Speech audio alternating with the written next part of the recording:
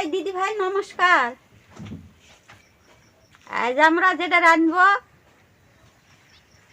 নিতে যাচ্ছি ঘট কচু। বাগানে এসেছি, ঘট কচু নেবো।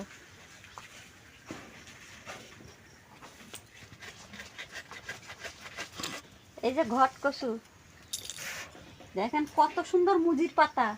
বড় হলে কত সুন্দর ফুল ফুটে।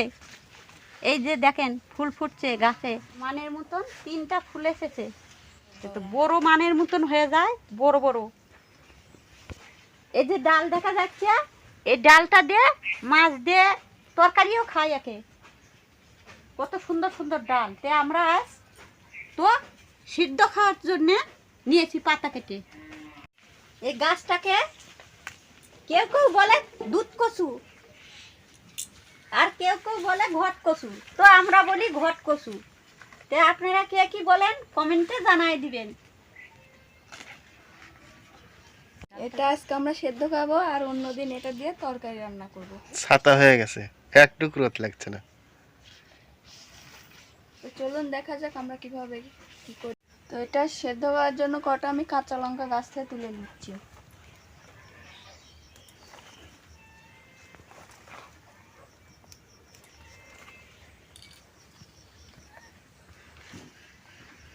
কাঁচা লঙ্কার গাছটা অনেক বড় হয়েছে, আবার ফুল এসেছে, অনেক ফুল ফুটেছে। দেখেন কত ফুল এসেছে গাছে একবারে। এই ঘট কচুর পাতাটা আমি এখন কেটে নিব। দেখুন একদম জোরে আছে, জোরে গেছে। তো ভালো করে কেটে ধুয়ে নেব, তারপর রান্না করব। তো কেটে নিচ্ছি। কত বড় পাতা, একটা দিয়ে হয়ে যাবে। জালি পাতা না, একদম জালি, একদম জড়ানো জালি পাতা। পাতাটা খেতে খুব সুন্দর লাগবে।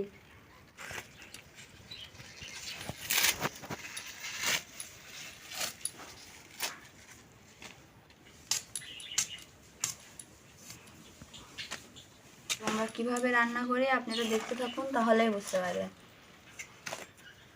খেতে দারুণ লাগে পাতা বাটা।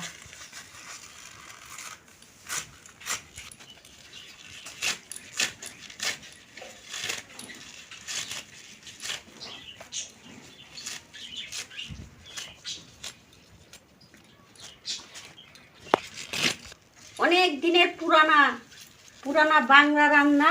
সেই রান্নাটা এখন আমরা আপনাদের করে করে দেখাবো।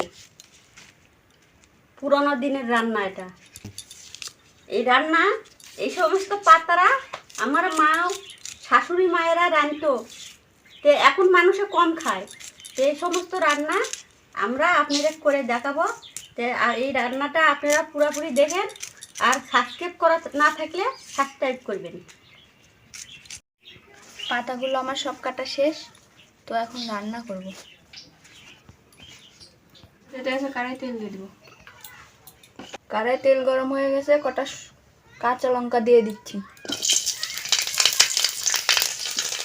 আর দেব রসুন কোয়া,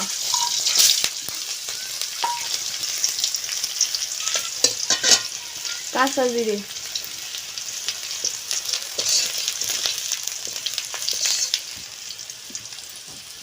কেটে রেখেছিলাম পাতাগুলো এখন দিয়ে দিচ্ছি,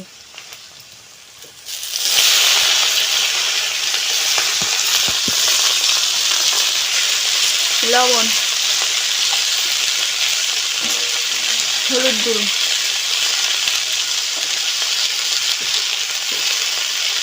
সেদ্ধ করে নেওয়ার জন্য সামান্য একটু জল দিয়ে দিচ্ছি।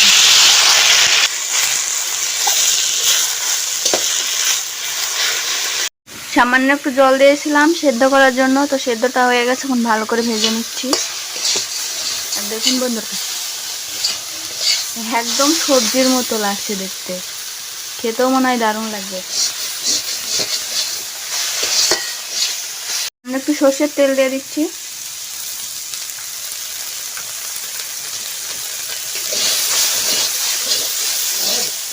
আগে থেকে ভেজে রাখা মাছগুলো আমি কাঁটা ছেড়িয়ে নিয়েছিলাম, তো এখন দিয়ে দিব।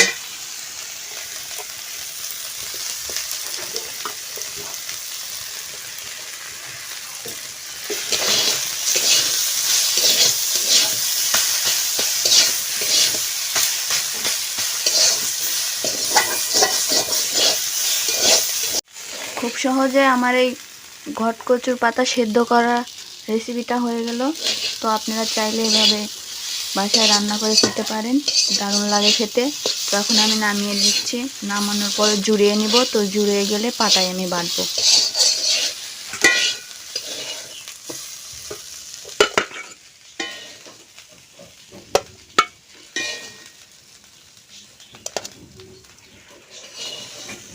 আমার এই পাতার সেদ্ধটার মধ্যে দেওয়ার জন্য দুটো শুকনো লঙ্কা পুড়িয়ে নিচ্ছি। তো আপনারাও যদি কেউ সেদ্ধ খেতে চান তো পুড়িয়ে নেবেন, ভাজবেন না। ভেজে খেতে গেলে স্বাদটাই চলে যাবে, আর পুড়িয়ে খেলে ওর স্বাদটা একটা আলাদা একটা ফ্লেভার আসবে। তো আমি পুড়িয়ে নিচ্ছি, দুটো ছোট ছোট দুটো নিয়েছি, কারণ কাঁচা লঙ্কা বেশি দিয়েছি জন্যে শুকনো লঙ্কা দুটো নিয়েছি। তো এখন আমি পুড়িয়ে নিচ্ছি। একদম মচমচা করে আমি পুড়িয়ে নিচ্ছি। শুকনো লঙ্কা পোড়ানো হয়ে গেছে, কত সুন্দর করে আমি পুড়িয়ে নিয়েছি। এখন আমি পাটায় বাটবো। তো নিয়েছি শুকনো লঙ্কা, শুকনো লঙ্কাটা আগে বেটে নিব।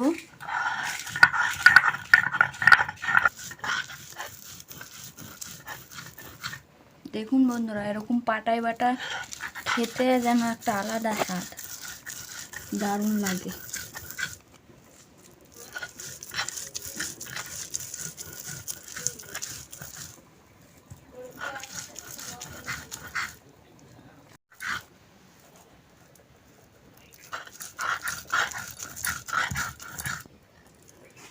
সবগুলো আমি পাটায় বেটে নিয়েছি ভালো করে।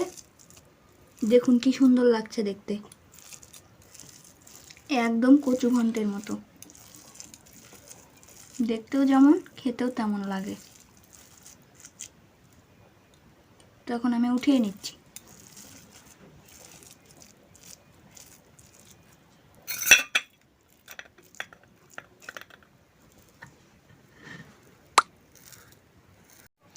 তো ঘট কচুটা আমি কেটে দিছি, আমার বোমা রান্না করছে, দেখি তো আমি খেয়ে কীরকম লাগে।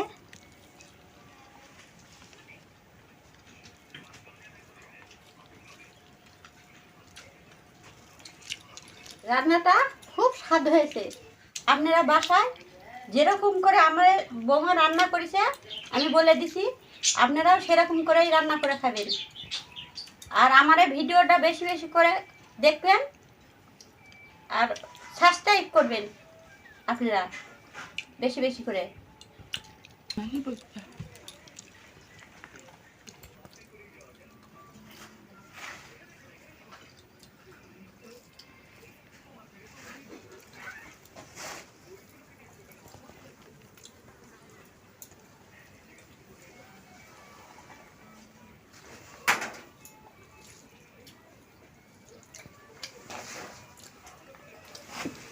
সিদ্ধটা তো হয়েছে না, দারুণ হয়েছে। তো স্বাদ হয়েছে, একবারে ভাত সবুজ করে মেখে দিয়েছি। আর কিছু অন্য কোনো তরকারির দরকার হবে না, এটা দিয়ে আমার খাওয়া হয়ে যাবে। চ্যানেলটি সাবস্ক্রাইব করবেন। সবাই ভালো থাকবেন, সুস্থ থাকবেন। ধন্যবাদ।